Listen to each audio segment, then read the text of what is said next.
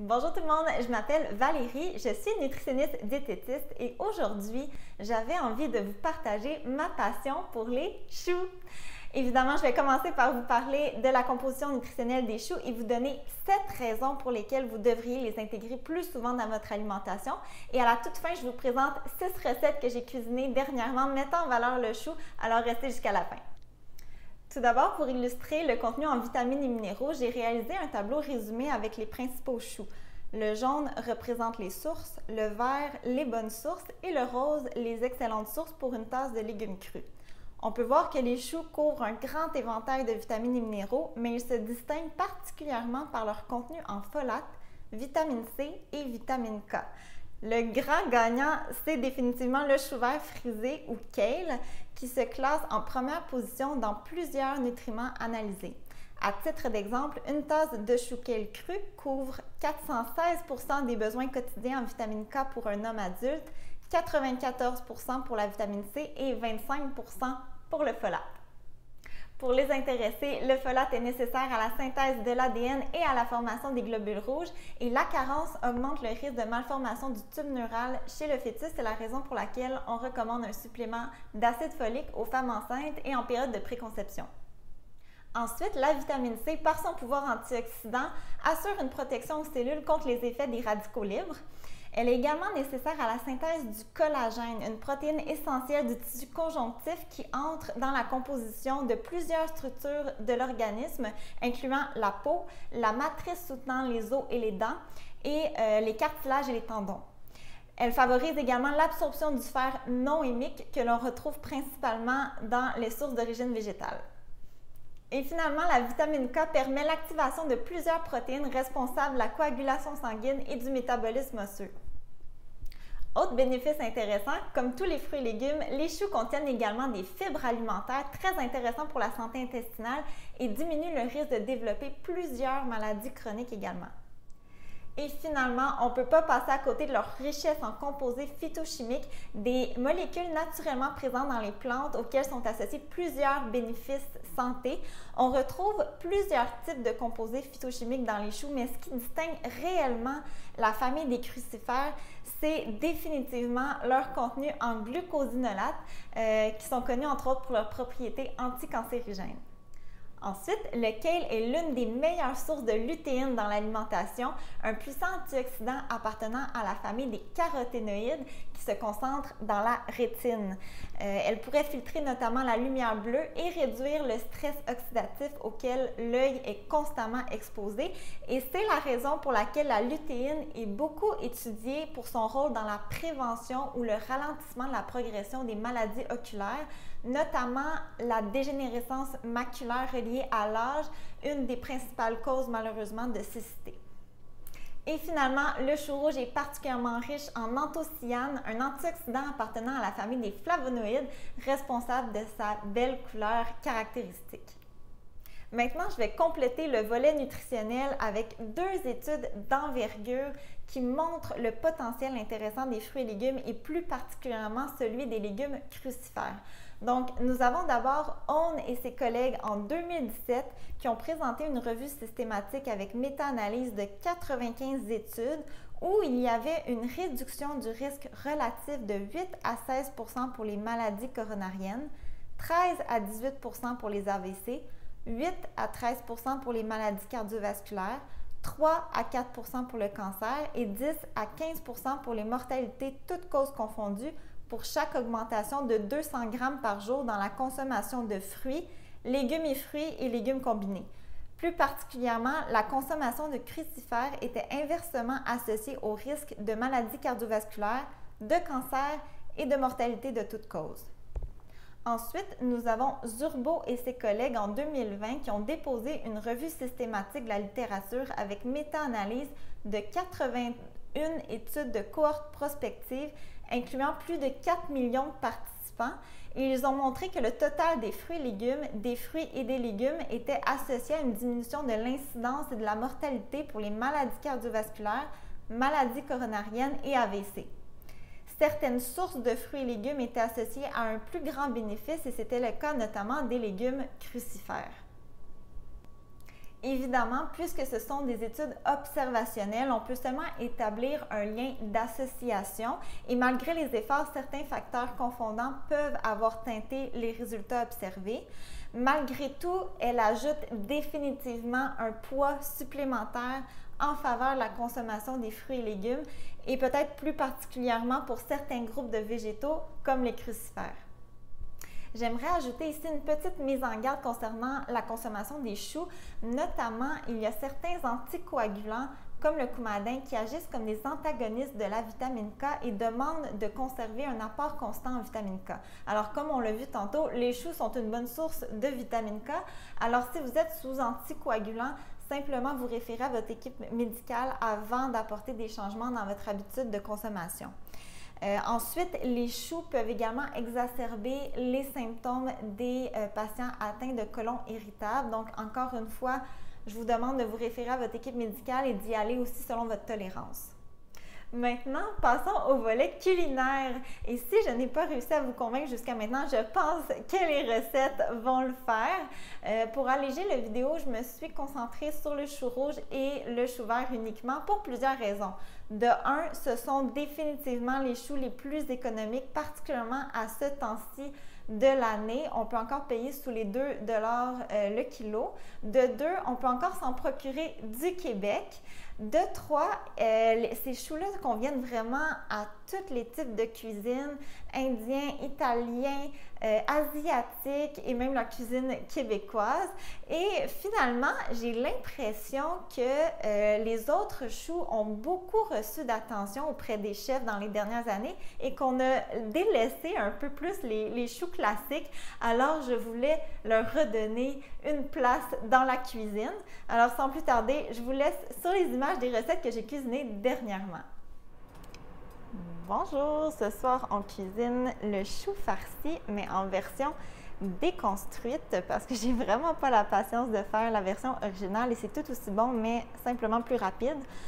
Donc j'ai la viande ici qui cuit depuis environ 25 minutes avec la sauce tomate, le bouillon et les assaisonnements. Et j'ai décidé de doubler la recette, donc c'est pour ça la grande quantité de choux ici. Je vais la combiner avec des lentilles, donc c'est un bon moyen si vous voulez économiser ou tout simplement intégrer les légumineuses un peu plus dans votre alimentation.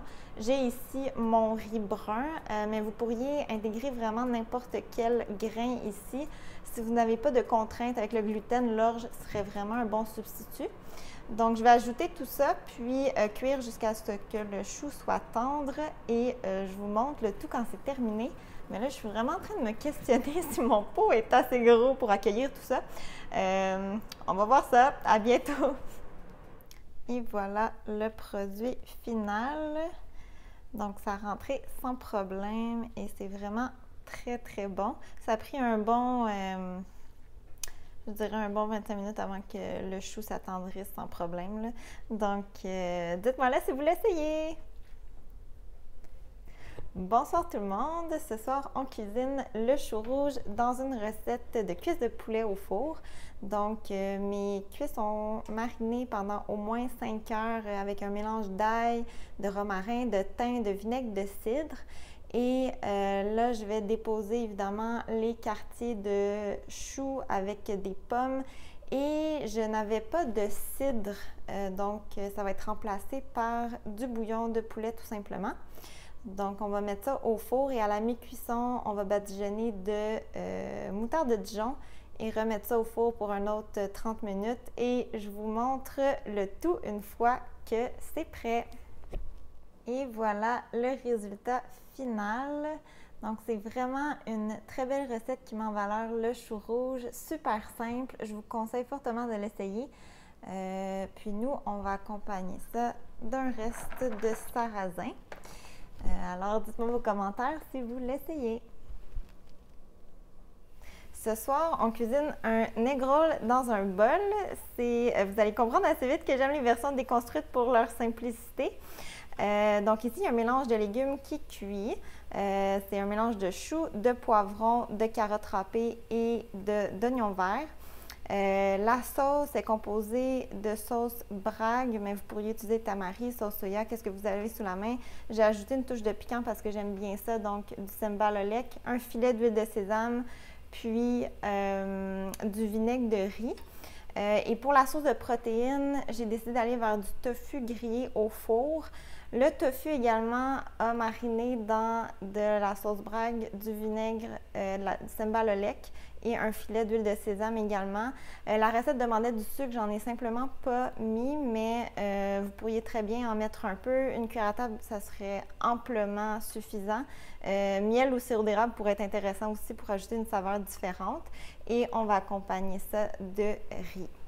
Donc, et sans oublier la coriandre en touche finale. Je sais qu'il y en a qui n'aiment pas vraiment la coriandre, mais personnellement, j'adore. C'est un must. Donc, et sincèrement, là, je vais vous donner une recette, mais j'utilise toujours des recettes différentes. La protéine, ça peut être de la viande aussi, porc haché, volaille hachée, si vous voulez avoir un goût plus traditionnel.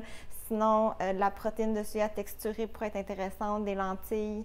Des crevettes, vraiment n'importe quoi, là. Donc, en autant qu'il y a du chou, le reste, vous pouvez vraiment y aller avec ce que vous avez sous la main.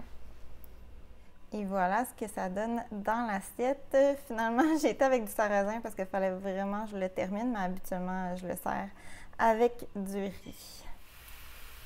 Ce soir, on cuisine le chou à la sauce tomate et haricots blancs au four. Donc là, je fais simplement dorer mon chou dans un peu d'huile d'olive. Ici, il y en a déjà 3 de fait. Puis ensuite, je vais faire et préparer ma sauce tomate ou haricots blancs. Donc, j'ai une conserve d'haricots blancs, des tomates broyées, de la pâte de tomate, du paprika fumé, du cumin moulu, un peu de vinaigre de cidre également.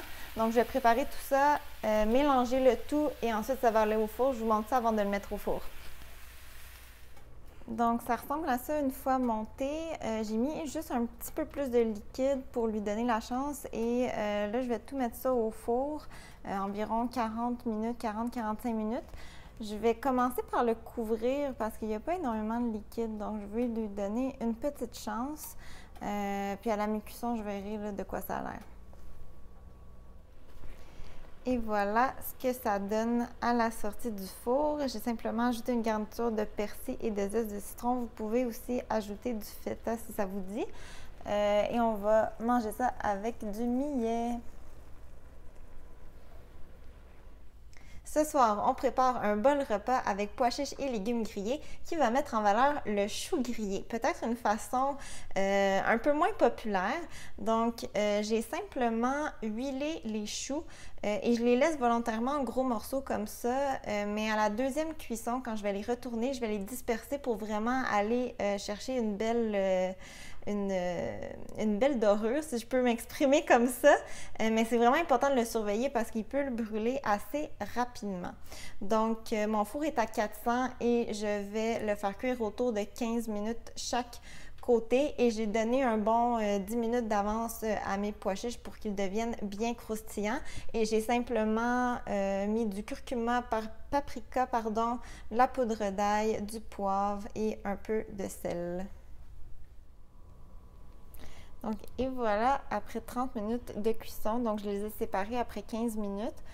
Donc là, ça sort pas bien sur la vidéo, mais c'est vraiment juste les extrémités qui sont dorées et c'est ça qu'on veut. On veut pas que ce soit complètement brûlé, mais juste qu'il y ait un petit croquant là, aux extrémités. Donc, je vous montre ça une fois monté dans l'assiette avec le reste. Et voilà le résultat final dans l'assiette. Donc, j'ai mon chou ici, mes choux de Bruxelles, carottes, pois chiches et du quinoa comme grain. Et j'ai fait en à côté une sauce au curcuma. Il y a du tahini aussi, du jus de citron et de la poudre d'ail. Ça fait vraiment un contraste merveilleux avec le chou rouge. C'est super beau. Je ne sais pas si on le voit bien à la caméra, mais c'est beau et bon. Bonsoir tout le monde! Aujourd'hui, je prépare du chou braisé dans une sauce au lait de coco et au pois chiche.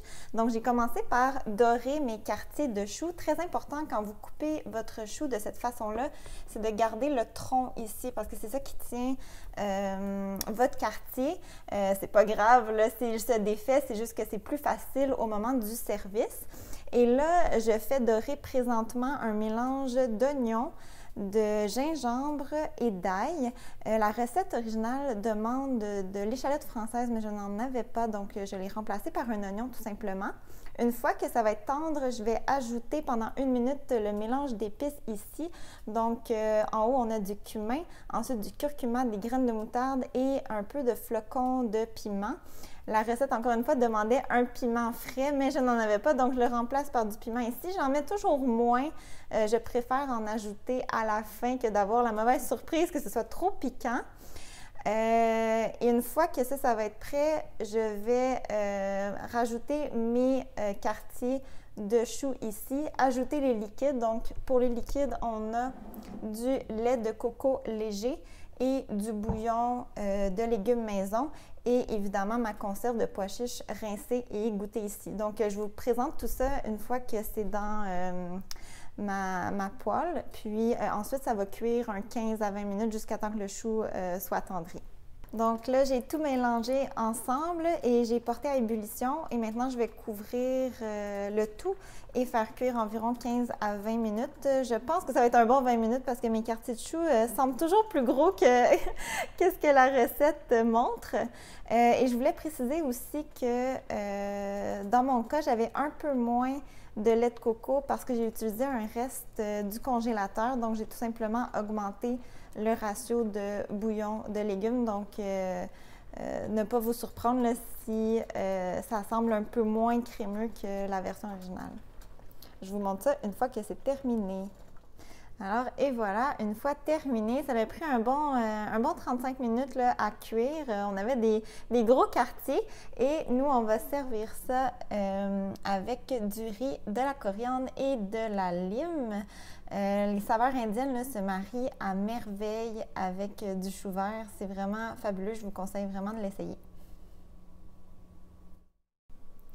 Évidemment, ce sont des recettes plus réconfortantes pour l'hiver, mais si vous aimez, je peux définitivement faire un spécial saison estivale ou encore avec les autres choux ou avec d'autres aliments complètement. Donc, n'hésitez pas à remettre vos suggestions dans la barre de commentaires. Sinon, c'est ce qui complète mon hommage aux choux. J'espère que j'ai réussi à vous convaincre de les intégrer plus souvent dans votre alimentation. Et dites-moi quel est votre chou préféré et de quelle façon vous aimez le cuisiner. Et comme toujours, si vous trouvez de la valeur dans mon contenu, n'hésitez pas à vous abonner. Et nous, on se dit à bientôt!